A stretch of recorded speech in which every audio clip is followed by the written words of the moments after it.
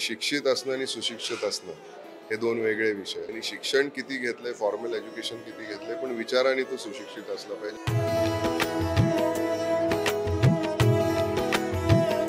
नमस्कार. For the people न्यूजमध्ये आपलं स्वागत. MIT स्कूल ऑफ गव्हर्नमेंट, भारतीय छात्र संसद फाउंडेशन आणि MIT वर्ल्ड पीस युनिव्हर्सिटी यांच्या संयुक्त विद्यमाने भारतीय छात्र संसद आणि राष्ट्रीय आमदार परिषदेचं आयोजन करण्यात आलेलं आहे.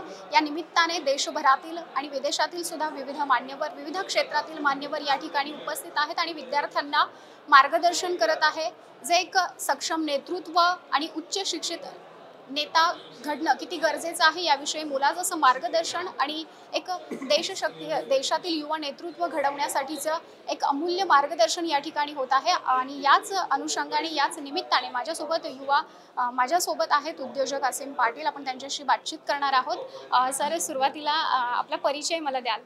नमस्कार, माझं नाव असीम पाटील. मी आयटेक RFID नावाच्या एका कंपनीचा संस्थापक आहे आणि आमची कंपनी IT क्षेत्रामध्ये काम करते. आमची ओळख म्हणजे फास्टॅग. भारतामध्ये जी टोलिंगसाठी फास्टॅग टेक्नॉलॉजी वापरली जाते, टोल नाक्यावरती कॅशच्या ऐवजी डिजिटल पेमेंटचं, तर फास्टॅग टेक्नॉलॉजीच्या यशामागे आमचा पण खारीचा वाटा आहे. जवळजवळ 60 ते 70% मार्केट शेअर भारतामध्ये RFID फास्टॅगचा, प्रत्येक दुसऱ्या गाडीला आपल्या कंपनीचा फास्टॅग आहे.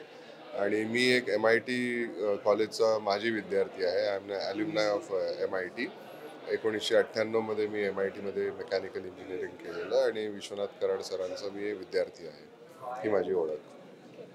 सर, राहुल कराड सरांच्या संकल्पनेविषयी आपल्याला काय वाटतं आणि या भारतीय छात्र संसदेविषयी तुम्ही काय सांगाल? राहुलजींनी माझी दुसरी ओळख अशी पण आहे की मी राहुलजींचा बॅचमेट आहे.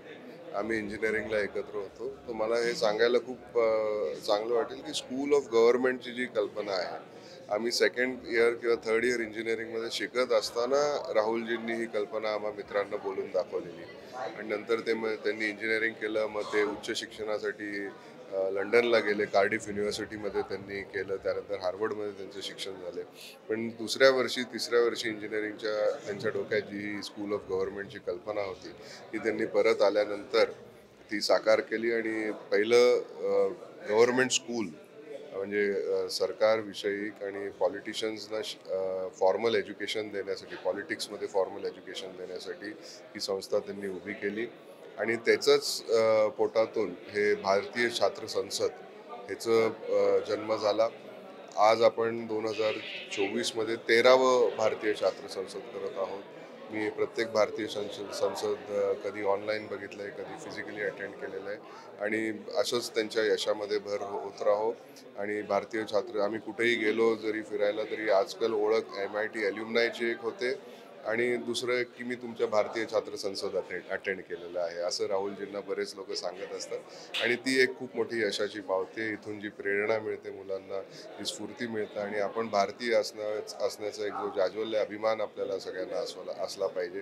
त्या अभिमानांसाठी जे काही खत पाणी टाकायला पाहिजे ते भारतीय छात्र संसद करत आहे. सर, महाराष्ट्रातील राजकीय परिस्थिती पाहता आत्ताच्या तरुण पिढीने सुशिक्षित, जो सक्षम राजकीय नेतृत्व आहे, ज्याला आपण मतदान करतो, तर ते उच्च शिक्षित असणं, सुशिक्षित असणं किती गरजेचं आहे? फॉर्मल एज्युकेशन तर महत्त्वाचंच आहे, पण मतदान करताना खूप बेसिक आपण सगळ्या जणांनी जे केलं पाहिजे ते हे नो युअर कॅन्डिडेट.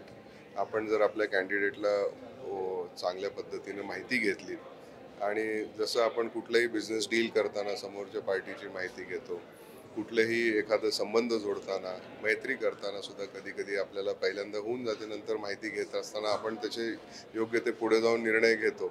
तसं आपण मतदान हा खूप मोठा निर्णय, जो ज्या निर्णयामुळं आपली आत्ताचीच पिढी नाही पण येणाऱ्या सगळ्या पिढींचं भवितव्य ठरणार आहे.